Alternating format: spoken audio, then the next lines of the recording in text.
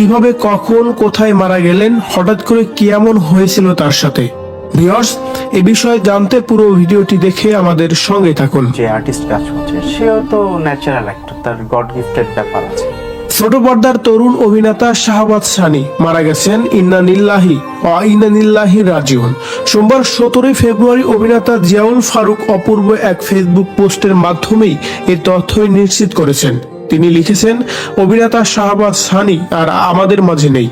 ইন্না লিল্লাহি ওয়া ইন্না ইলাইহি রাজিউন। সবাই সানির জন্য দোয়া করবেন। ফেসবুক পোস্ট দিয়েছেন নাট্য নির্মাতা রাফাত মজুমদার রিঙ্কু। তিনি লিখেছেন, আমার ভাই অভিনেতা শাহবাজ সানি আমাদের মাঝে আর নেই। ইন্না লিল্লাহি ওয়া ইন্না ইলাইহি রাজিউন। ঢাকা স্পেশালাইজড হাসপাতালে রাত 3টা 30 মিনিটে সে ইন্তেকাল করেছে।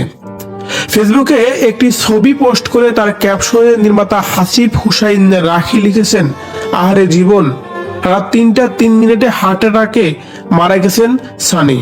শাহবাজ সানি নির্মাতা ইমরাউল রাফাতের কাছে আসার পর নাটক দিয়েই ছবিতে পা রাখেন। অল্প সময়ে তিনি অভিনয় গুণে দর্শকের প্রিয় হয়ে ওঠেন এবং সেই সঙ্গে অর্জন করেন নির্মাতাদের আস্থাও।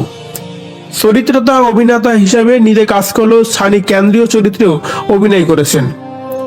2018 সালে তাকে প্রথমবার আব্দুল্লাহ নাটকে কেন্দ্রীয় চরিত্রে অভিনয় করতে দেখা যায়।